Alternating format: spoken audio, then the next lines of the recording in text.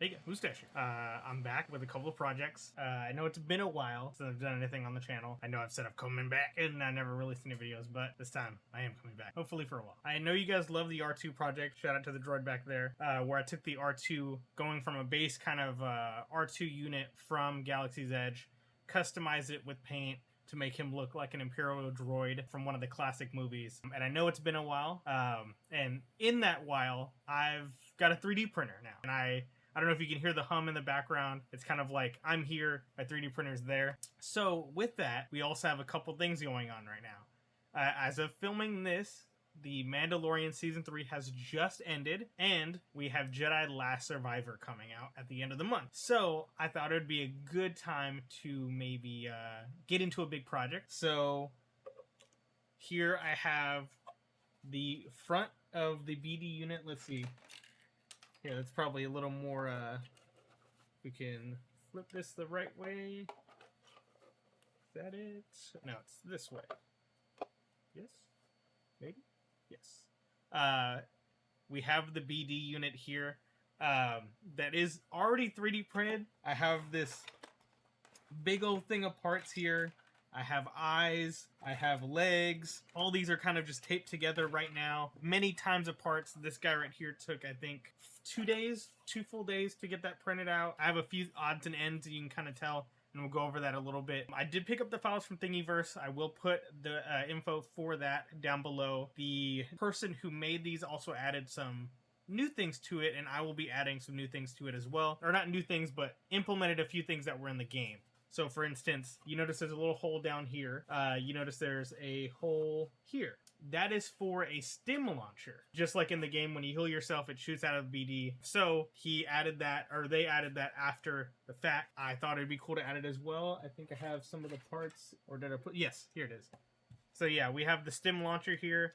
And so you just click that and it circles around to, you put some springs in there and it shoots the stems out. And along with this is not just a BD unit to be like, oh, hey, you know, like Jedi Last Survivor, blah, blah, blah. This is actually for a bigger project, which is what's currently printing the last part for the main piece. But this is going into a Mandalorian helmet. This is the back half. I'm reprinting the front half. This has kind of been a labor, and we'll get into that in a different video. We will be doing custom colors, so it might cut out here so you can kind of see the custom colors we're going with.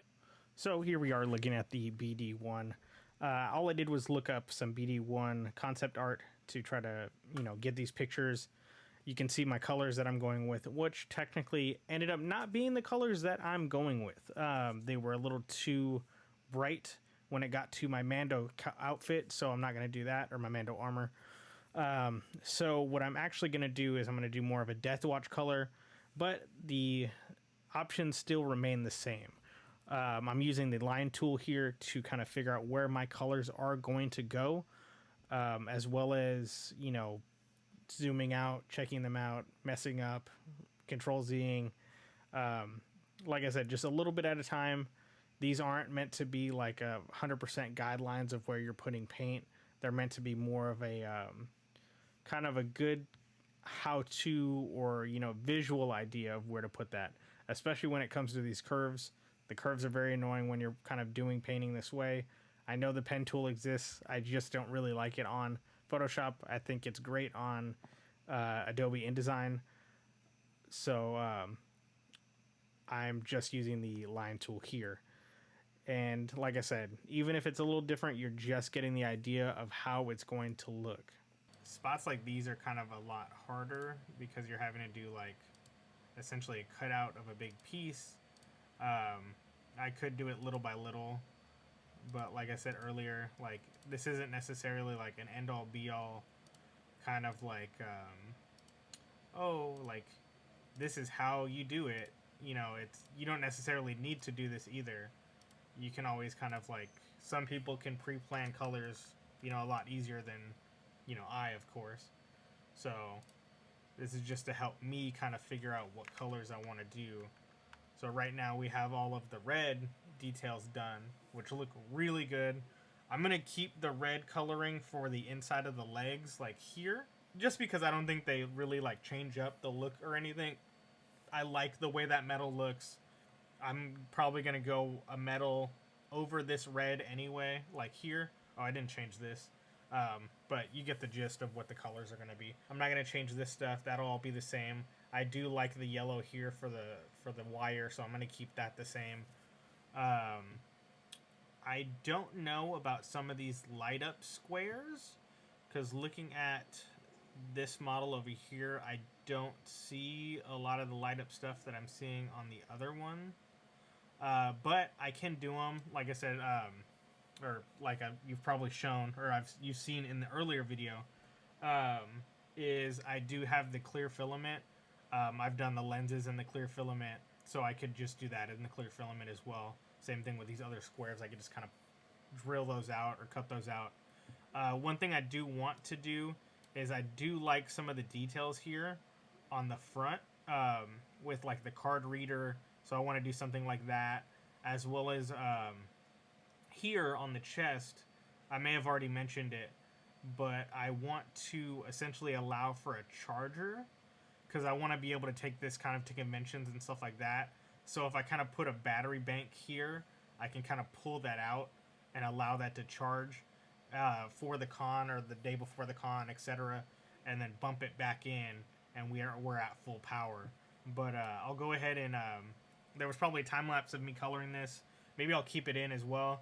I'm gonna go ahead and move on to the gray details probably, and then go on to the blue details. Blue details are probably gonna be the hardest ones I'm trying to figure out right now. But let's get into it. So I've hit kind of a block here as far as what I want to do as far as coloring. I know these are the colors I want to go with, so what I'll do is essentially, what I'll usually do is I will come over here to like just my web browser to kind of figure out, you know, how do the styles of things already go together, especially with like pre-order bonus colors and things like that. I'm really trying to see how they change up the color to where it still remains in universe or in design for a lot of these, so it doesn't just feel like out of place. You know, like this one here is a perfect example. You know, we do have a 3-color kind of marking system here, keeping some things in one color, or this one here, which actually looks fairly good. So maybe I will choose something like this, but you really want to see like where the color kind of can stand. So like this one that's in the game is just kind of like a rustic feel. See, and then right here, you know, this is perfect. You see something like this with the color change. You see something like that with the color change. So I probably will try to look at these to go with something like that.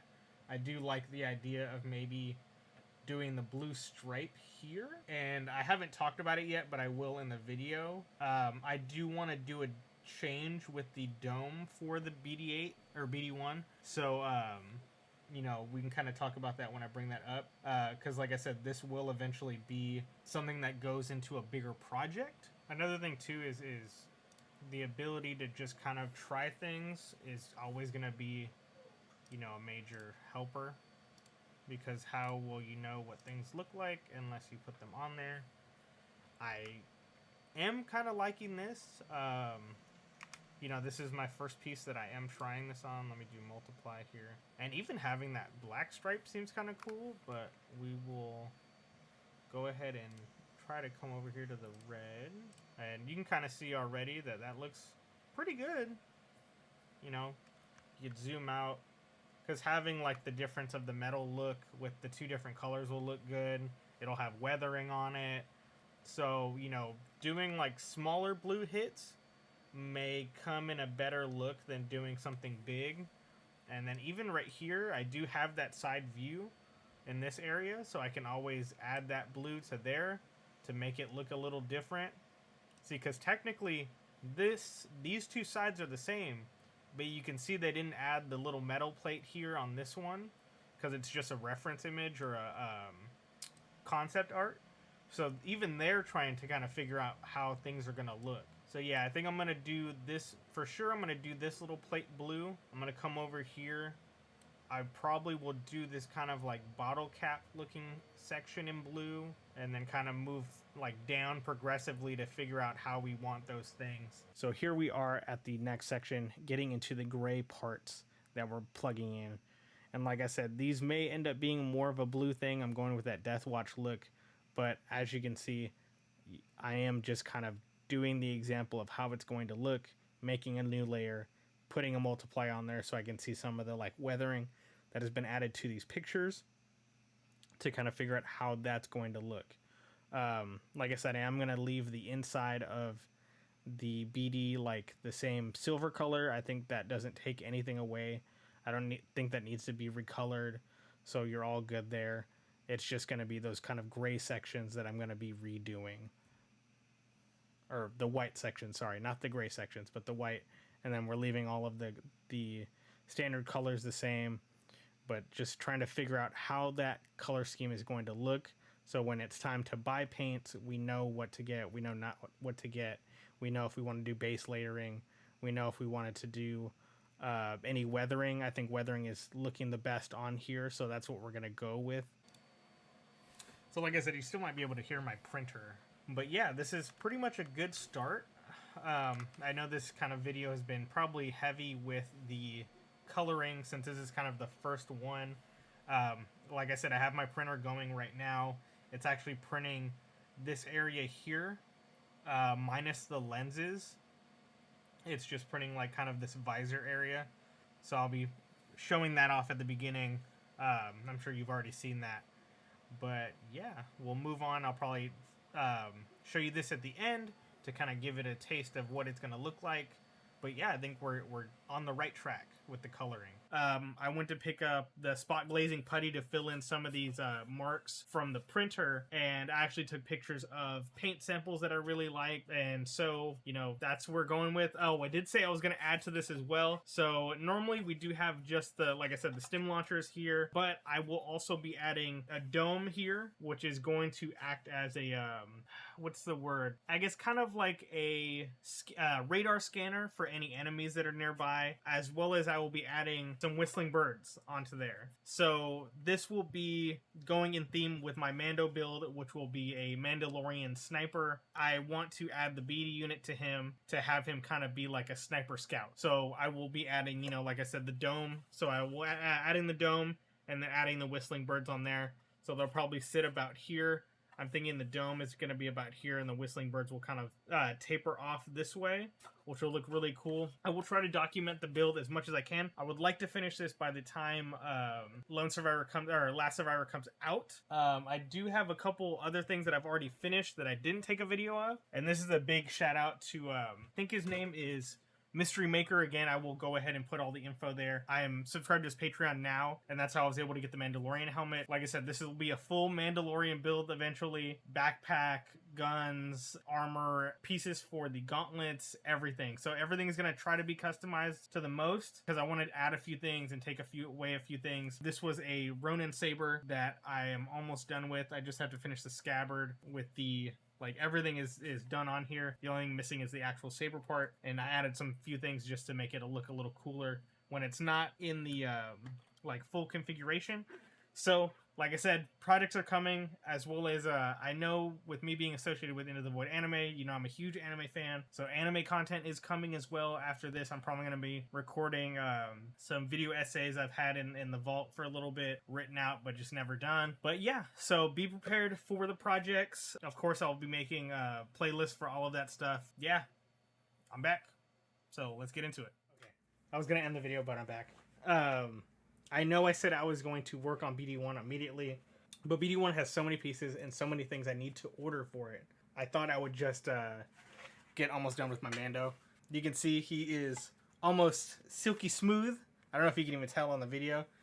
This is the second round of primer and Bondo and sanding. I need to do a little more up here to smooth out this section. I had like a little print like divot in it. Sorry, I'm looking at my screen here. But other than that, it looks very cool. I put some of the side stuff on with tape just to see how it fit, as well as like I put the little thing on the inside so you can kind of see like the where that's gonna go. I've been watching a few videos about the inner workings for the light. I have the pieces here, and those need to get sanded. as well as along with this one, I actually jumped into another project as well. I'm very bad with just keeping one project, and it is this one. So this is the Foundling helmet. I'm building this for a friend who just had a child. I thought it'd be nice, like a nice little gift. So this guy needs his dome. This guy will be completed as well. So I'm working on BD1, my Mando set, this Mando, and so far that's it. This guy will end up getting the priming and painting. The painting will just be silver for right now because I want to, at the time, let the dad and the son decide how they want to paint this guy. So I thought that would be a very nice like bonding thing for them. I will be printing another one of these for my son that's yet to come as well. But yeah, I just wanted to give you guys an update because there wasn't any like progress with the BD1 in this video. I showed off some stuff, but trust me, I'm working on a lot of stuff right now. But it's cool. That means there's more content for you guys. As well as if you're watching this video, that means I might be playing Jedi Fallen Order or Jedi Last Survivor. Yes, Last Survivor, Lone Survivor. I might be playing that on stream right now. So if you check down below, you'll see my stream stuff, or I'll put it on the video right here. So why don't you come over, say hello, say you watched the video, and we can talk about Star Wars, all that stuff. But and if you're not, if it's the next day, I'll probably still be playing. I'm gonna play it all the way until I have to go to work. So until next time, Moustache. Peace.